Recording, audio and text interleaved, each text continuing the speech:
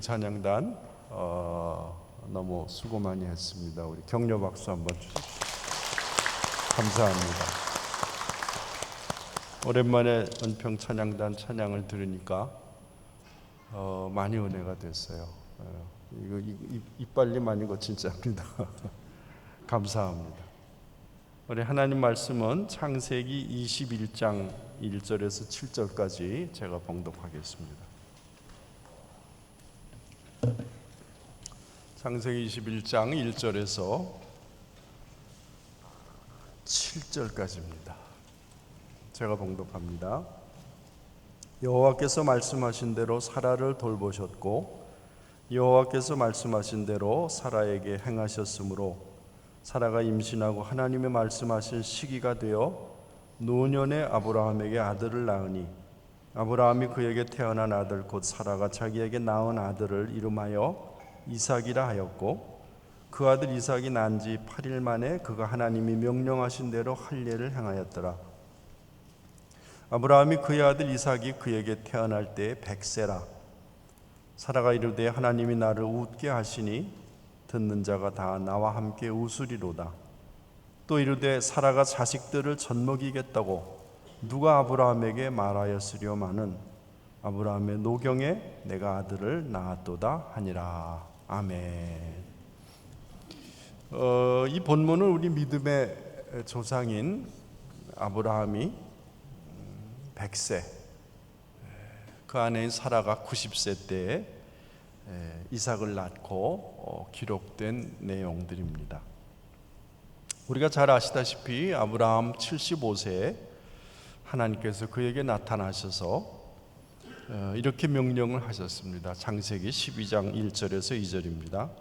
여호와께서 아브라함에게 이르시되 너는 너의 고향과 친척과 아버지의 집을 떠나 내가 네게 보여줄 땅으로 가라. 내가 너로 큰 민족을 이루고 네게 복을 주어 내 이름을 창대하게 하리니 너는 복이 될지라 그랬습니다. 복 자체가 될 것이다, 그렇게 말씀을 하셨습니다. 하나님 하신 약속이 무엇이었습니까? 너 아브라함으로 인해서 내가 큰 민족을 이루겠다라는 것이었습니다. 너로 인해서 아주 큰 민족을 이루고 네가 복이 되도록 만들어 주시겠다는 약속이었습니다. 아브라함은 하나님의 약속을 믿고 순종해서 75세의 나이에 고향을 떠났습니다. 근데 하나님의 약속이 큰 민족을 이룬다 그랬으니까 그 약속이 이루어지려면 우선 아기가 태어나야 되잖아요. 아브라함이 어디 가서 부자가 되든 권력자가 되든 그건 중요하지 않습니다. 하나님이 약속하신 것은 너로 인해서 큰 민족을 이루겠다라고 말씀하셨으니까 당연히 아이가 있어야 되죠. 그런데 하나님께서 그들에게 아이를 실제로 아브라함과 사라의 사이에서 아기를 주신 것은 약속한 지 25년이 지나서였습니다. 하나님의 약속이 있고 난 후에 무려 25년을 기다린 후에 아브라함이 완전히 할아버지 100세가 되고 사라가 90세가 됐을 때 아들인 이삭이 태어났습니다. 아기를 전혀 낳을 수 없는 나이입니다. 100세, 90세. 그런데 이삭이 예수님처럼 동침하지 않고 무슨 초자연적으로 태어났다는 기록은 성경에 전혀 없습니다. 어떤 주석도 그렇게 설명하지 않았습니다. 그건 무슨 말이냐면 생식 능력이 완전히 없어진 두 사람이 하나님의 말씀을 들었을 때, 이게 이따 자세히 얘기를 하겠습니다만, 그들은 하나님의 말씀을 그대로 믿었습니다. 이게 전혀 불가능한 거죠. 요만큼이라도 가능성이 없습니다. 전혀 없습니다. 그들의 몸이 전혀 아기를 낳을 수 없음에도 불구하고 그들은 하나님의 약속을 믿었습니다. 그리고 하나님의 특별한 은혜가 임해서 그들이 동침하게 되었고 하나님의 특별한 은혜로 아기가 생겼고 실제로 100세, 90세에 이삭이 태어나게 되었습니다. 성경은 신약에서 이것을 이렇게 사건을 이렇게 해석하고 있습니다. 로마서 4장 19절에서 22절에 보면 그가 100세나 되어 자기 몸에 죽은 것 같음과 사라의 태에 죽은 것 같음을 알고도 믿음이 약하여지지 아니하고 믿음이 없어 하나님의 약속을 의심치 않고 믿음에 견고하여져서 하나님께 영광을 돌리며 약속하신 그것을 또한 능히 이루실 줄을 확신하였으니 그러므로 이것을 저에게 의로 여기셨느니라 그랬습니다. 이 바울이 얘기하는 의는 다른 거 없습니다. 하나님을 무조건 조건 없이 그야말로 뭐 따지고 뭐 이러지 않고 그냥 그분이 말씀하시면 무조건 믿는다. 그것이 의입니다. 우리가 예수 그리스도를 받아들일 때 온갖 잡다한 생각 다 버리고, 물론 믿음은 선물이지만 저같이 나이 들어서 믿은 사람은 말도 안 되는 소리예요. 무슨 뭐 동침도 없이 무슨 아기가 생겨. 말이 안 돼요.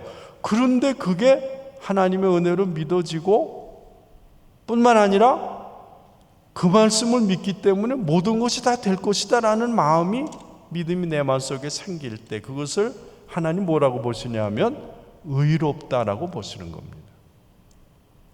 그게 성경의 제일 중요한 맥락입니다. 너희가 누구냐?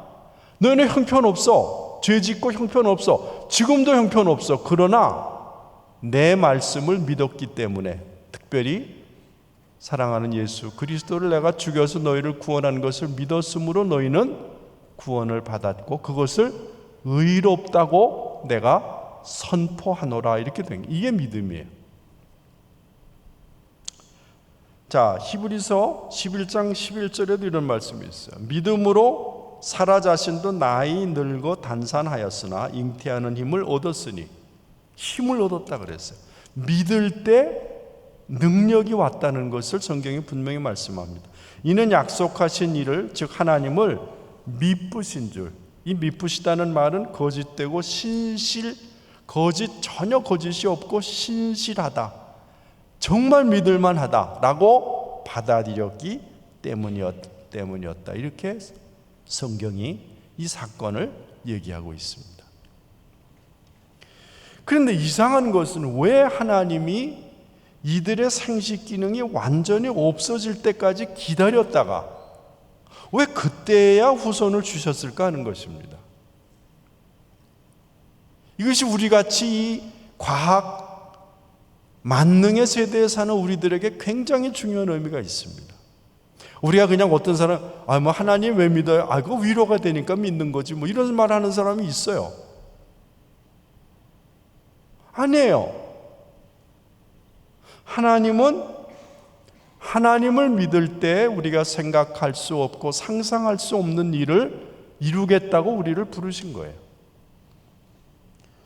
하나님의 약속은 사람이 이루는 게 아니라는 것을 우리 후손들에게, 믿음의 후배들에게 가르쳐 주시기 위해서 하나님께서 그렇게 일을 이루신 거예요. 아브라함이 99살, 사라가 89살 됐을 때 하나님이 나타나셔서 뭐라고 그랬어요? 아들 내가 너네 줄게. 이름도 내가 줘줄게. 이름도 이삭이라 해라. 누가 봐도 애 낳을 수 없죠. 도대체가 아기를 낳을 수 없는 나이였는데 그들 사이에서 아기가 태어났다는 거죠. 누가 봐도 사람이 할 수 없는 일, 아브라함과 사라의 능력치를 훨씬 벗어난 일이 이루어졌다는 거죠. 인간은 하나님 그분이 말씀하신 그 약속을 그저 어린아이처럼 누가 보기엔 바보같이 믿고 따라가면 하나님의 약속은 이루어집니다. 하나님의 약속은 하나님이 이루시는 것이지 신자가 이루는 것이 아닙니다. 우리가 믿음에서 아주 중요한 것은 하나님이 내게 약속하신 혹은 성경에서 약속하신 것은 내가 이루고 내가 노력하고 내가 뛰어다니고 내가 금식해서 이루는 것이 아니고 하나님 그분이 이루신다는 것이에요. 그래서 사실 이렇기 때문에 신앙 안에서 많은 오류들이 나타납니다. 왜? 내가 하나님의 약속을 빨리 이루어 보려고 무진 노력들을 하고 별짓들을 다 하려고 자꾸 그러는 거예요. 하나님을 바라보기보다는 뭔가 수단을 쓰려고 자꾸 그러죠. 그래서 아브라함도 조급하게 아들을 낳아보려고 그러다가 엄청난 실수를 하게 됩니다. 여러분 잘 아시는 대로 75세에 아브라함이 고향을 떠난 이후에 성경에 정확하게 기록은 안 되어 있지만 추론하건대 7년 내지 8년이 지난 것 같아요. 80한 2, 3세 정도 됐으리라고 보통 생각들을 합니다. 아기가 7년이나 기다렸는데 안 났어요.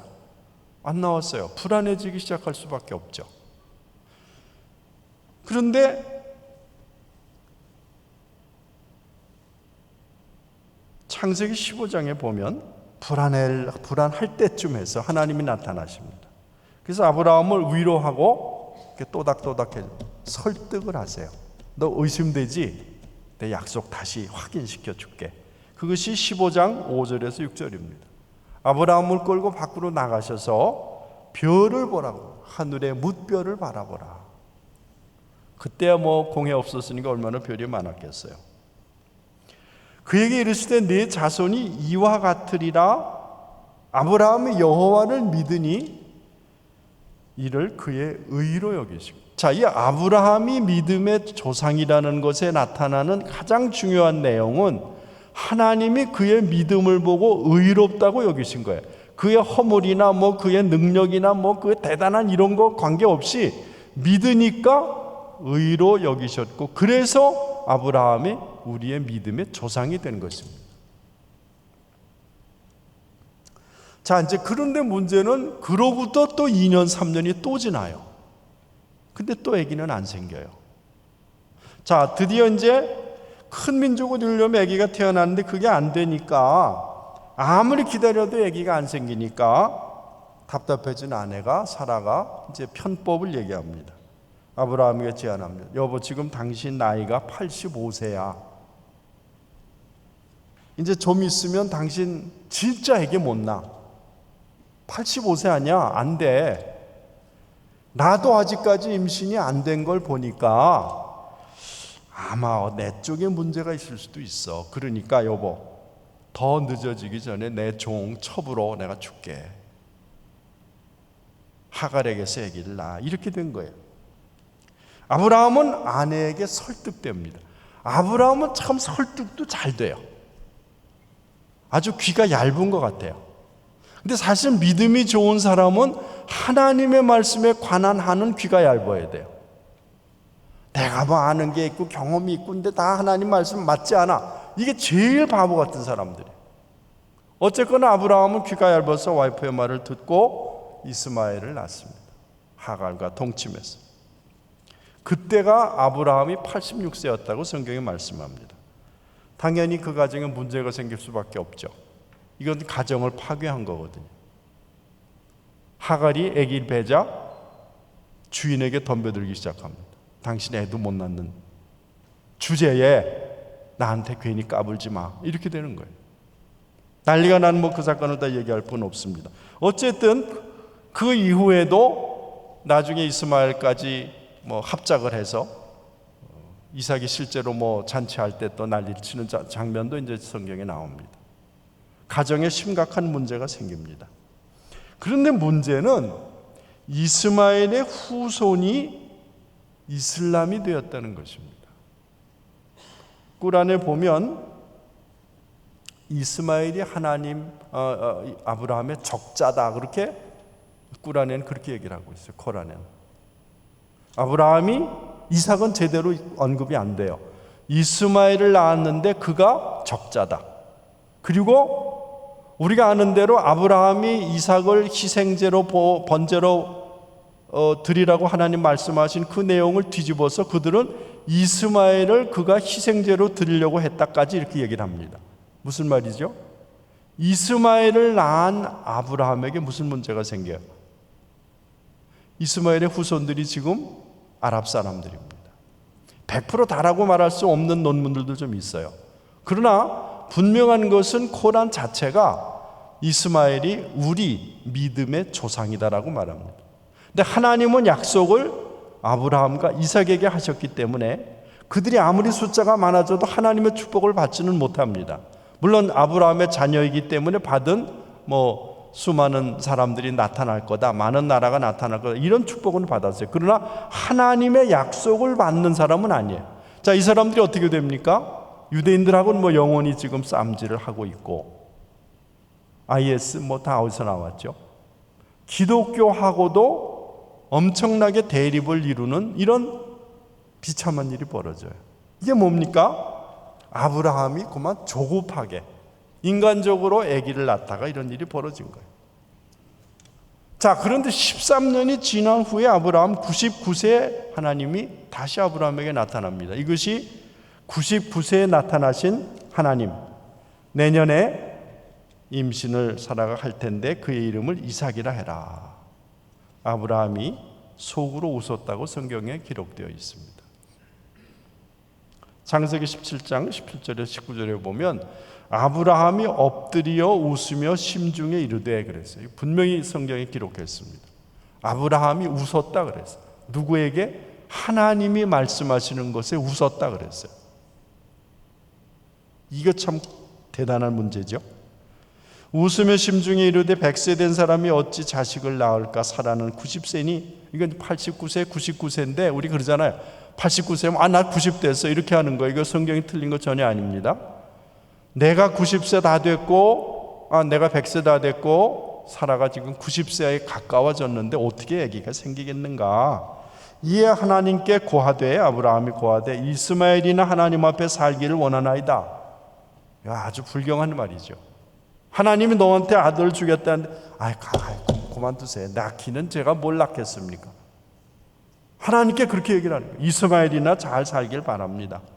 근데 하나님이 화를 내시지 않고 다시 그를 설득해요. 아니다. 네 아내 사라가 정녕 네게 아들을 낳으리니 너와 사라 사이에 난 아이가 아니면 난 인정 안 한다는 거예요. 하나님. 낳으리니 너는 그 이름을 이삭이라 하라. 내가 그와 내 언약을 세우리니 그의 후손에게 영원한 언약이 되리라. 이게 뭘까요? 아브라함은 너와 맺은 언약을 내년에 태어날 이삭과 세우리라는 하나님 말씀에 설득이 됩니다. 하나님이 약속을 했거든요. 아브라함, 내가 너한테 후손을 주는데 그 후손이 엄청난 민족을 이룰 것이다. 근데 그걸 누구한테 지금 다시 계약을 하겠다는 거예요? 이제 네가 아니라 너와 사라 사이에 태어날 이삭에게 내가 다시 계약을 하겠다고 말씀해요. 이 말에 아브라함이 논리적으로 설득이 됩니다. 맞다. 내가 실수했구나. 하나님이 나와 맺은 계약을 우리 아들 내년에 태어날 이삭에게 주시겠다고 하니 내가 믿습니다. 이렇게 돼서 하나님의 명령대로 이제 온 가족들, 자기 남자는 다 할례를 받습니다. 이건 여러분이 다 아는 대로 유대인은 지금도 할례를 합니다. 그런데 이러고 나서 불과 한 달이 지났는지 두 달이 지났는지 성경은 또 사고를 치는 아브라함이 또 나와요. 참 징그럽게, 참 아브라함이 가서 좀 물어봐야 되긴 하겠는데, 천국 가서 어떻게 이렇게 사람이 겁이 많을까? 25년을 그래도 하나님의 엄청난 축복을 받으면서 살았는데, 능력도 받는데 왜 이렇게 겁이 많을까? 성경에 지금 20장에 보면 그랄 지역으로 또 어떻게 옮겨가요? 어떻게 옮겨갔는지 내용은 안 나와요, 성경. 근데 거기 가서 애굽 왕에게 자기 와이프를 줬던 것처럼 또 자기 목숨이 그렇게 무서워요. 이 사람이 겁이 많아요.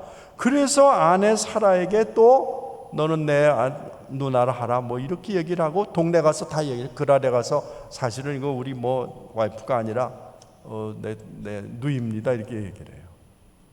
왜요? 무서웠어요. 그렇게 목숨을 뺏길까 봐 무서웠어요, 아브라함. 그러니까 그 아비멜 지역에 아비멜렉은 당연히 왕이 데려가죠. 그건 무슨 잘못입니까? 이 사람은 아주 점잖은 사람인 것 같아요. 에집트 왕도 똑같지만 바로도 똑같았지만은 이 아비멜렉, 그랄 지역의 아비멜렉도 똑같이 점잖은 사람이었어요. 데려갔어요. 자, 그랬는데 이번에는 애굽 왕 바로에게 한 것보다 더 무시무시한 말씀을 하나님이 아비멜렉에게 하세요. 자, 죄 없는 아비멜렉에게 하나님 뭐라고 말씀하시는지가 창세기 20장 1절에서 3절에 나와 있습니다. 아브라함이 거기서 남방으로 이사하여 가데스와 술사의 그랄에 우거여 아내 사레를 자기 누이라 하였으므로 그랄 왕 아비멜렉이 보내어 사라를 취하였더니 그 밤에 하나님이 아비멜렉에게 현몽하시고 그에게 이르시되 네가 취한 이 여인을 인하여 네가 죽으리니 그가 남의 아내이면이라 그래요. 이제 아주 구체적으로 바로 왕 때는 재앙을 내리셨다 정도, 이제 너를 죽이겠다 이렇게. 왜냐, 하나님도 급하거든요. 왜 이제 내년이면 태어나고 빨리 아기를 배야 되는데 엉뚱한 짓을 하고 있으니까 답답한 거죠. 자, 20장 7절에서 8절에는 이렇게 말씀했어요. 이제 그 사람의 아내를 돌려보내라. 그는 선지자나 그가 너를 위하여 기도하리니 내가 살려니와 내가 돌려보내지 않으면 너와 내게 속한 자가 다 정령 죽을 줄 알지니라. 무시무시한 말씀을 하세요. 그러니까 아비멜렉이 무서워서 그 아침에 일찍 일어나 모든 신복을 불러 그 일을 다 말하여 들림에 그 사람들이 심히 두려워하였더라. 모두 다 그랄 사람들 전체 다가 벌벌 떨게 됐어요. 자, 그래서 20장 16절에 보면 아비멜렉이 사라에게 돈을 주면서 보냅니다. 이제 문제 다 해결됐다 이렇게 얘기를 했어요. 사라에게 이르되 내가 은 1000개를 내 오라비에게 주어서 그것으로 너와 함께한 여러 사람 앞에서 내 수치를 풀게 하였노니 내일이 다 선이 해결되었느니라. 아브라함은 아내를 넘기고 또 큰 돈을 벌었어요. 바로왕한테 넘기고 부자 되고 그랄에게, 아비멜렉에게 또 넘겼는데 또 돈만 얻었어요. 하나님은 어떻게 보면 너무 너그러우신 것 같아요. 우리 같으면 좀 야단이라도 좀 치실 것 같은데 급하신 거예요. 지금 빨리 이삭이 생겨야 되니까 그냥 또 돈 때문에 줘서 또 끝났어요. 자, 그래서 드디어 100세의 아들을 얻은 아브라함. 그럼 이 아브라함이 한 게 뭐 있어요? 이거 전부 다 하나님이 다 인도하신 거예요.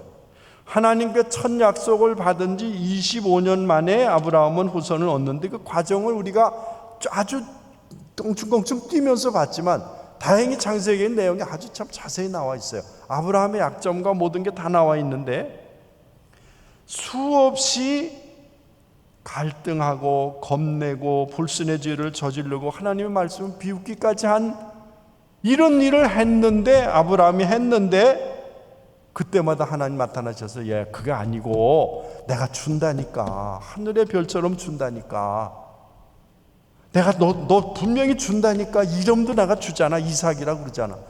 자꾸 격려하고 설득하시는 하나님을 우리가 볼 수가 있어요. 다시 말하면 하나님께서 아브라함을 믿음의 조상으로 부르셔서 만들어 가신 거예요. 그렇게 우리는 믿음의 조상이라고 할 때 굉장한 믿음, 흔들리지 않는 사람, 절대로 목에 칼이 들어와도 나는 대단한 이런 사람으로 생각하는데 그게 아니었다는 거예요. 아브라함은 철저하게 하나님이 실수하고 자빠지고 넘어지고 이래도 그에게 와서 나타나셔서 격려하고 또 야야야야 이거야, 이거 괜찮아, 걱정하지 마 이러고 결국은 그로 하여금 이삭을 얻게 해서 큰 민족을 이룰 수 있도록 만들어 가셨다는 거예요. 그러면 아브라함은 실제로 자손들이 큰 민족을 이루는 걸 봤습니까? 못 봤어요. 430년이나 지난 후에 이스라엘 민족이 출애굽을 하게 되잖아요. 아브라함은 큰 민족을 얻는다는 약속을 하나님으로부터 직접 받은 사람이지만 그 현장을 보지도 못했어요. 여러분, 하나님이 원대한 일을 이루시는 것은 이런 것입니다. 우린 자꾸 눈에 앞에 뭐가 튀어나와야 되기 때문에, 뭔가 대단한 열매가 맺혀져야 되기 때문에 조급해요. 그러나 하나님의 일은 그렇지 않습니다. 하나님의 일은 아주 큰 하루가 천년 같은 하나님, 천년이 하루 같은 하나님의 계획 중에서 만들어져 가는 거예요. 138년 전에 한국에 첫 선교사가 왔습니다. 그것이 1885년이었다. 그렇게 기록이 나와 있습니다. 4월 5일이었다 그랬습니다.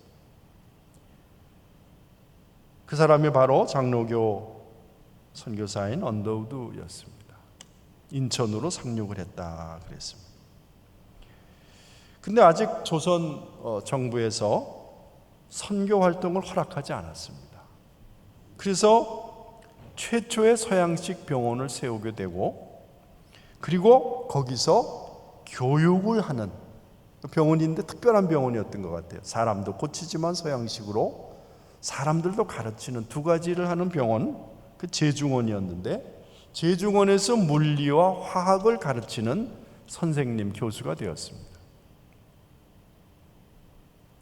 그런데 그 언더우드 여러분이 많이 보셨을 거예요. 전 선교사라서 이 글을 볼 때마다 자꾸 마음이 뭉클뭉클해져요. 제가 그 사람의 시가 아니라 기도문이에요. 제목이 보이지 않는 조선의 마음, 이런 제목인데 제가 이걸 읽겠습니다. 주여, 지금은 아무것도 보이지 않습니다. 주님, 메마르고 가난한 이곳 조선 땅, 나무 한 그루 시원하게 자라오르지 못하고 있는 이 땅에 저희를 옮겨와 심으셨습니다. 그 넓고 넓은 태평양을 어떻게 건너왔는지 그 사실 자체가 기적입니다. 지금은 아무것도 보이지 않습니다. 보이는 것은 그저 고집스럽게 얼룩진 어둠뿐, 어둠과 가난과 인습에 묶여있는 조선 사람뿐입니다. 그들은 왜 묶여있는지도 고통하는 것도 모르고 있습니다. 고통을 고통인 줄 모르는 자에게 고통을 벗겨주겠다고 하면 의심부터 하고 화를 냅니다. 조선 남자들의 속셈이 보이지 않습니다. 이 나라 조정의 내심도 보이지를 않습니다. 가마를 타고 다니는 여자들을 영영 볼 기회가 없으면 어쩌나 합니다. 조선의 이름이, 마음이 전혀 보이지 않습니다.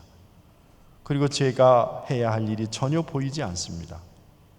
그러나 주님, 순종하겠습니다. 겸손하게 순종할 때 주께서 일을 시작하시고 그 하시는 일을 우리들의 영적인 눈으로 볼 수 있는 날이 있을 줄 믿습니다. 믿음은 바라는 것들의 실상이요 보지 못하는 것들의 증거니라고 하신 말씀을 따라 조선의 믿음의 앞날을 볼 수 있게 될 것을 분명히 믿습니다. 지금은 우리가 황무지 위에 맨손으로 서 있는 것 같사오나, 지금은 우리가 서양 귀신, 양 귀신이라고 손가락질을 받고 있사오나, 저희들이 우리 영혼과 하나인 것을 깨닫고 하늘나라의 한 백성, 한 자녀임을 알고 눈물로 기뻐할 날이 있음을 믿나이다. 지금은 예배드릴 예배당도 없고 학교도 없고 그저 이곳 모든 사람들로부터 경계의 의심과 멸시와 천대함이 가득한 곳이지만 이곳이 머지않아 은총의 땅이 되리라는 것을 믿습니다. 주님, 오직 제 믿음을 붙잡아 주소서. 이렇게 기도했습니다. 초대 선교사들은 그리 많은 열매를 보지 못하고 세상을 떠났습니다. 그 후에 왔던 선교사들, 아마도 6.25 전후에서 왔겠죠. 그 사람들도 그렇게 큰 열매를 보지 못하고 한국에서 은퇴해서 70년, 80년대에 자기 고향으로 돌아갔습니다. 선교사 은퇴 마을에 사는 선교사들에게 1990년대에 한국의 기자가 찾아갔습니다. 이미 그때는 한국에 1,000만 명의 신자가 생겨났고, 그리고 세계에서 제일 큰 교회가 그야말로 우뚝 서 버리는 엄청난 일들이 벌어졌을 때였습니다. 선교사들한테 가서 물었습니다. 한국에서 선교사로 일하실 때 이렇게 한국에 많은 기독교인들이 생길 것을 기대하셨습니까? 그들이 이렇게 대답했습니다. 아무도 몰랐고 아무도 기대하지 못했습니다. 그러면서 이런 말을 합니다. 그저 끝까지 주님이 주신 일을 잘 충성하고 늙어서 은퇴해서 돌아온 것밖에는 없죠. 그때는 저희가 일한 열매가 이렇게 나타나리라고는 상상도 하지 못했습니다. 그리고 모두 다 눈물을 흘리고 있었다. 그렇게 그 선교사 은퇴촌을 르포한 기자가 적었습니다. 여러분, 하나님의 일은 이런 것입니다. 내가 내 수단으로 이루는 것이 아닙니다. 내 능력으로 이루는 것이 아닙니다. 그렇게 일이 된다면 그것은 이 하나님이 이루신 것이 아니라 내가 이룬 일이 됩니다. 그러면 누가 올라가죠? 내가 나타나게 됩니다. 내가 올라갑니다. 그러면 주님이 영광을 받으실 수가 없습니다. 사역자가 영광을 받습니다. 주님은 사람이 영광 받는 것을 기뻐하시지 않습니다. 그분이 질투가 많으셔서가 아닙니다. 원래 그렇게 우리를 지으신 겁니다. 우리가 무슨 일을 하든지 우리는 하나님의 이름을 높여드리는 그 수단에 불과한 거예요. 그럼 하나님 우리를 무시하시냐? 아니에요. 그 마음으로 살면 하나님 우리를 높여주시는 겁니다. 땅이 아니라면 하늘나라에 가서라도. 여러분들에게 감히 말씀을 드립니다. 하나님의 약속이 여러분에게 이루어질 것을 믿고 기다리십시오. 여러분 지금 무슨 일을 하든지 관계없습니다. 여러분 중에 사역자도 계시고 가정주부도 계시고 직장인도 계시고 사업하는 분도 계실 것입니다. 여러분 뭐 위해서 기도하고 계십니까? 내가 분명히 예수님을 내 마음에 모셨고 정말로 그분이 나를 죄악과 형벌 가운데서 건지셨고 분명히 하나님의 자녀가 되었다면 확실히 아십시오. 확실히 믿으십시오. 내가 사회에서 무슨 일을 하고 있든지 어떤 사람을 배우자로 만났든지 어떤 자녀를 주었든지 교회에서 어떤 일을 맡기셨든지 그것은 하나님의 계획 중에 내게 맡기신 일이고 그 모든 일과 가정의 배우자나 자녀는 하나님께서 그분의 계획에 따라 인도하시고 하나님의 계획을 이루어 가실 것입니다. 가정에는 원수들이 있다 그렇게 성경이 말씀해요. 속삭이는 일들이 그렇게 많습니다. 그러나 기다리십시오. 하나님이 일을 하십니다. 제가 필리핀 형제들 자매들하고 요사이 하나님 특별한 은혜 주셔서 그들하고 예배드리고 어울리고 의료사역도 같이 하고 하는데 그 아버지 하나가 그렇게 우리 형제의 아버지 하나가 그렇게 예수님 안 믿고 아주 아들을 그냥 반쯤 잡고 애가 고등학교 졸업하는데 난장을 부려가지고 옷도 못 입고 학교를 가서 울고 이런 아주 말도 못하는 분이 있었어요. 나중에는 마약까지 먹었어요. 10여 년을 기도했습니다. 그 친구 우리 쉼터 온 이후에 근데 예수님 받아들였다는 거예요. 안 보였어요. 그러나 하나님이 하시는 거예요. 사람이 하는 거 아니에요. 기도하고 아버지 믿으세요 그러면 픽픽거리고 너나 잘 믿어라 그런 사람이 어느 날 예수님을 받아들인단 말이에요. 누가 하셔요? 하나님이 하시는 거예요. 내가 할 일은 의심하지 말고 불만하지 말고 맡겨주신 일에 내가 할 수 있는 만큼 그 이상 넘어가기를 바라지도 않아 하나님.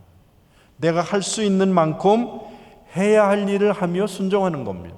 언더우드가 썼듯이 똑같이 내가 할 수 있는 일을 하면서 나는 순종하고 끝까지 기다리겠습니다. 그러나 그 일이 내 마음처럼 빨리 시원하게 이루어지리라고 생각하지는 마십시오. 그렇지 않습니다. 오랫동안 기다리고 순종하고 불순종의 길로 가지만 않으면 결국은 그분이 내게 맡기시고 성취하실 일을 하나님이 이루시고 그 열매를 보여주신단 말이죠. 여러분, 절대 지치지 마세요. 절대 절망하지 마세요. 우리 아이들이 우리 배우자가 교회 일이 내가 맡은 일이 잘 안 되고 사업이 안 되고, 절대로 절망하시면 안 돼요. 왜? 나는 하나님이 붙잡은 존재이기 때문에 그렇습니다. 선교지 가서 저는 다 망해서 왔어요. 애 망가지고 사역은 하나도 안 되고 8년을 허송세월하고 왔어요. 그러나 지금 돌아온 지 25, 6년째 됐나요? 하나님이 수많은 열매를 제가 한 거 없어요. 제가 전도를 하려고 막 뛰어가면 사람들이 도망가요. 여기 와서 그랬어요. 방글라데시에서는 두세 사람, 너댓 사람이나 했나요? 그런데 하나님이 사람을 보내주시기 시작해요. 자기가 와서 믿겠다고 그래요. 한 거 아무것도 없어요. 나는 하나님이 너는 선교사야. 네, 제가 믿습니다. 그거 계속 하겠습니다. 아니야, 너 지금 먹고 살기 힘들잖아. 부목사로 가. 딴 데 가. 먹고 살고. 아니요, 나는 안 할게요. 그건 내 고집 아니에요. 기도할 때마다 너는 가만히 있어라. 너는 내가 선교사로 불렀다. 가만히 있었어요. 은평교회가 도와주시고 많은 사람들이 도와주고, 아무것도 한 게 없어요. 나는 이건 왜 입에 발린 소리가 아니에요. 나 하나님 앞에 가서도 할 말이 없어요. 하나님, 저는 그 자리에 가만히 있었어요. 그냥 예배 드리고 치료하고. 내가 합니까? 치료도 선생님들이 다 했죠. 근데 열매가 많이 나타난단 말이죠. 여러분도 똑같단 말이에요. 이게 사역자의 말이 아니에요. 크리스찬에게 주신 하나님의 은혜는 그것입니다. 기다려라. 내가 한다. 내가 이룬다는 거예요. 다른 사람이 이루는 게 아니라 네가 이루는 것도 아니고. 그러니까 지치고 이게 왜 이렇게 안 되지? 그러고 울고 그러지 마세요. 가만히 하나님을 바라보세요. 그러면 하나님이 위로하시고 용기를 주시고 다시 할 수 있는 길을 열어주신단 말이죠.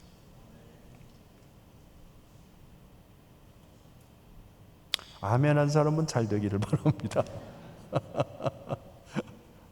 사랑하는 여러분들, 그래서 우리가 여기까지 생각해야 돼. 내가 만일 살아서 그 열매를 못 보면, 우리 박윤선 목사님 아들이 개망난이었어요.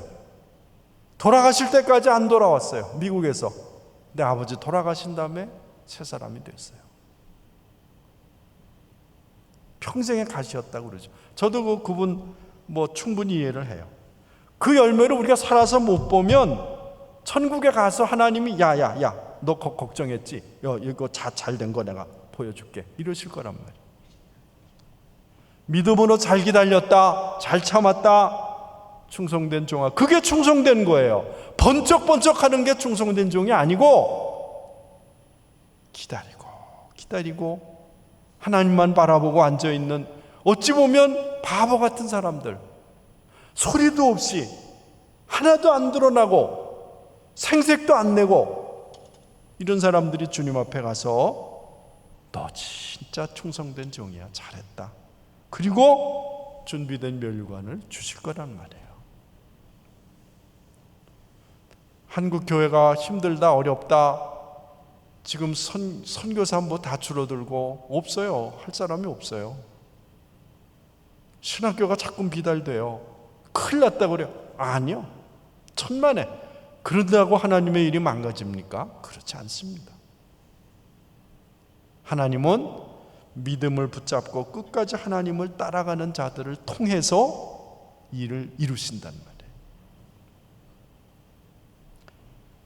내게 맡기신 일의 열매를 맺어주실 주님, 내 자녀와 내 가정의 식구들을 결국은 아름답게 만들어 가실 그 신실한 주님을 믿고, 그리고 내가 맡은 모든 일을 멋지게 만들어 가실 그분을 믿고 하루하루 한 걸음 한 걸음 여기서 발을 붙이고 그리고 성실하게 사는 거예요. 날마다 주님과 만남으로 은혜를 받아야 돼요. 하나님의 뜻을 발견해야 돼요.